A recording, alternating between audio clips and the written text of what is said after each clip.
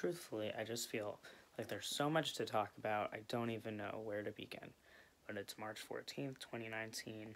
I'm in New York. I'm in my parents' closet because it's one of the few and probably only places in the country, at least, that I can get some peace, good lighting, and this mirror, which is what I needed to put on these studs. So I'm about to go out with the family. So far, this trip is going well, and I wanted to talk about that because I know a lot of people are going to ask me, how does it feel to be home?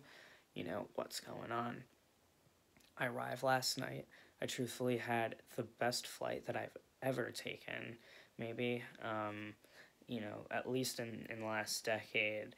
And it wasn't even that the flight was particularly smooth because there was a little bit of turbulence, though I slept through most of it. But that's what was great, was that I figured out finally exactly, how to prepare myself for the flight. Mentally, I was really prepared for the flight. A lot of scary things have been going on up in the air with planes lately, especially with what happened with the Ethiopia flight and Kenya. And I definitely, my heart goes out to everyone who is affected and those lives that were lost. And so my mind was definitely like super hyper anxious because I already don't fly very well. After 9/11, that's sort of when that hit for me. But also just physically with my illness. So I had a lot of mental prep to do, but I did the mental prep. I took an enormous amount of CBD and melatonin. I took, I think, 3 or 4 troches with pure CBD and some melatonin in them so that I slept throughout the majority of the flight. And I had, this nice person next to me with their adorable kid who was super well behaved. So it was overall a pleasant journey.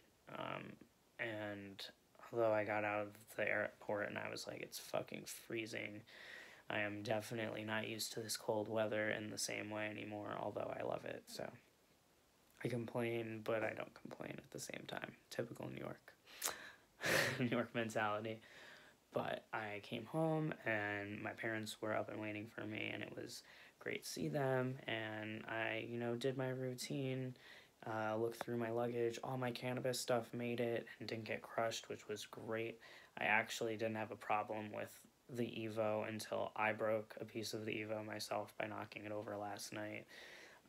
Normally I have the hardest time in the world sleeping the first night, but I actually went to sleep at like 2:30 a.m. and even though that was pretty late, that's not bad at all. That's like literally hours earlier than any other time. So I actually got almost 8 hours of sleep by the time I got up today, and so I was able to do my workout routine and pretty much, the routine that I would be doing if I was in LA. And now I'm just making some videos and getting some work done before all the magic happens tonight. But I expect that things are gonna be, they're gonna be what they're gonna be. They're gonna be up and down while I'm home. But ultimately, I think that this trip has good vibes and intentions set, and things will continue to go that way so long as we persist, keep going forward. So that's my message for you today. It's Thursday.